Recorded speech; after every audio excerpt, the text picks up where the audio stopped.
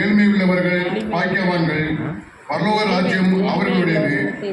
துயரப்படுகிறவர்கள் பாக்கியவான்கள், அவர்கள் ஆறுதல் அடைவார்கள்.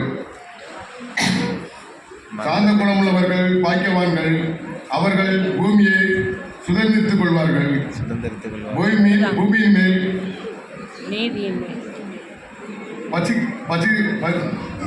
பசிதாகம் உள்ளவர்கள் பாக்கியவான்கள், அவர்கள் திருப்தி அடைவார்கள்.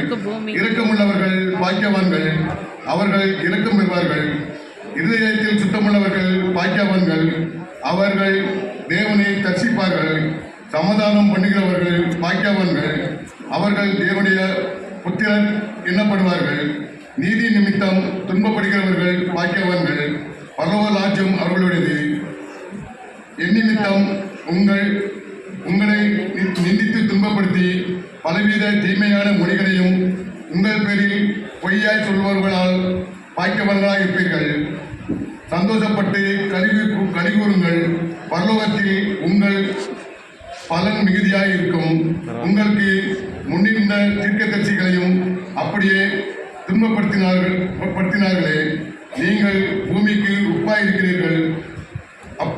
உப்பானது சாரமிட்டு போனால் எதனால் சாரமாக்கப்படும்? வெளியே கொட்டப்படுவதற்கும் மனுஷனால் மிதிக்கப்படுவதற்குமே வழிய வேறொன்றுக்கும் உதவாது. நீங்கள் உலகத்துக்கு வெளிச்சமாக இருப்பீர்கள். மலையின் மேல் இருக்கிற பட்டணம் மறந்திருக்க மாட்டாது. விளக்கை கொளுத்தி மரக்காலால் மூடி வைக்காமல் விளக்கு தண்டின் மேல் வைப்பார்கள்.